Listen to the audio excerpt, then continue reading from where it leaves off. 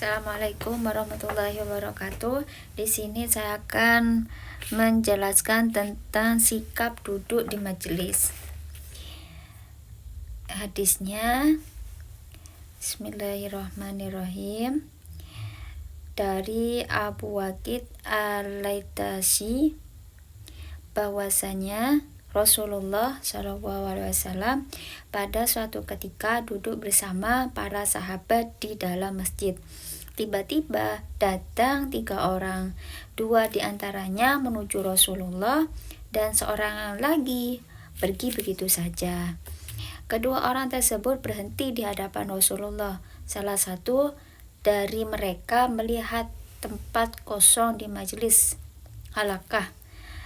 Majelis halakah ini majelis berbentuk melingkar dari depan. Yang lain duduk di belakang mereka dan yang ketiga berpaling pergi meninggalkan majelis tersebut. Nah, setelah selesai majelis, Rasulullah bersabda, "Maukah kalian aku beritahu tentang ketiga orang tersebut?" Adapun salah satu di antara mereka berlindung mendekat kepada Allah, maka Allah pun memberikan tempat kepadanya. Adapun yang kedua merasa malu, maka Allah pun menghargai malunya, dan yang lain berpaling, maka Allah pun berpaling juga daripadanya. Hadis riwayat muttafaq alaih. Penjelasannya dari hadis tersebut bahwa Rasulullah SAW ini mempunyai halakah atau majelis di Masjid Nabawi untuk menyampaikan ilmu. Majelis beliau berbentuk halakah, yakni majelis yang berbentuk melingkar seperti lingkaran yang kosong tengahnya. Perkembangan bentuk majelis halakah ini ternyata sangat relevan pada era modern sekarang. Bentuk majelis yang berhalakah disukai banyak orang karena sesuai dengan fitrah manusia yang mencintai berhadap-hadapan dalam berkomunikasi.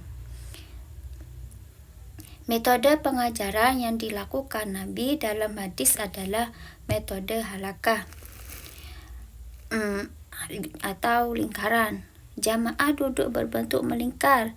Ternyata berapa penemuan psikolog mutakhir menunjukkan bahwa cara ini sangat efektif kalau digunakan membahas suatu topik seperti kita lihat dalam konferensi-konferensi, seminar, dan stadion olahraga. Sebab dengan bentuk halakah ini setiap peserta merasa setara dengan peserta lain dan semua peserta dapat saling memandang tanpa ada penghalang. Pada suatu ketika beliau duduk bersama para sahabat di majelis itu. Kemudian datanglah 3 orang menghadap di majelis beliau setelah berjalan-jalan di sekitarnya. Setelah melihat ada majelis, sebagian mereka ikut bergabung dan sebagian lain berpaling.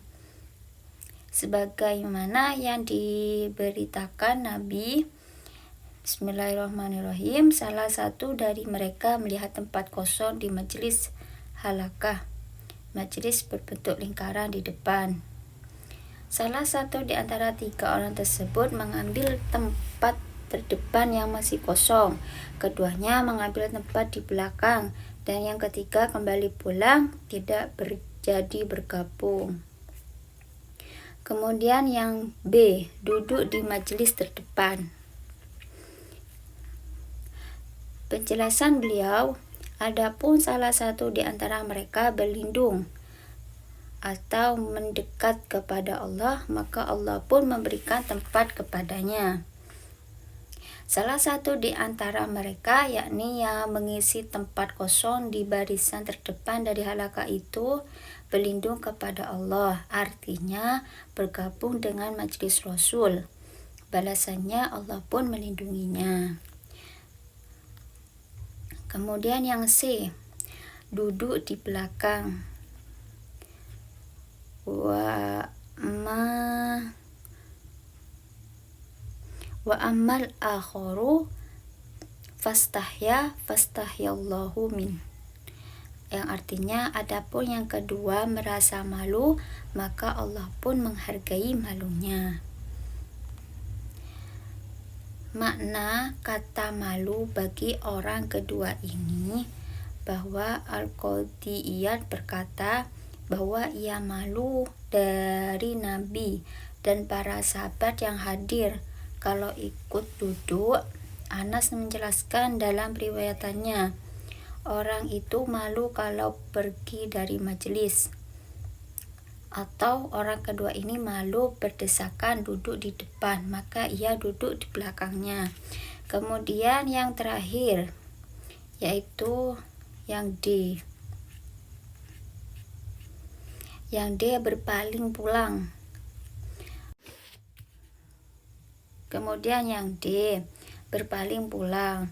Wa amal akharu fa'aradallahu anhu. Dan yang lain berpaling, maka Allah pun berpaling daripadanya. Seorang yang menghargai majelis dinilai sebagai orang yang hormat kepada ilmu dan guru, dan ini salah satu adab atau etika di majelis. Seorang yang menghargai majelis berarti menghargai ilmu, dan termasuk ciri-ciri ilmuwan dan calon ilmuwan. Duduk yang sopan termasuk bagian dari adab seorang murid, sebagaimana yang diajarkan malaikat Jibril ketika terjadi proses pembelajaran dengan Nabi Shallallahu Alaihi Wasallam secara dialogis, mempertanyakan tentang iman, Islam, dan ihsan sebagaimana dalam hadis yang telah disebutkan pada bab metode pembelajaran sebelumnya.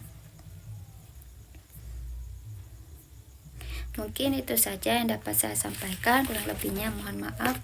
Assalamualaikum warahmatullahi wabarakatuh.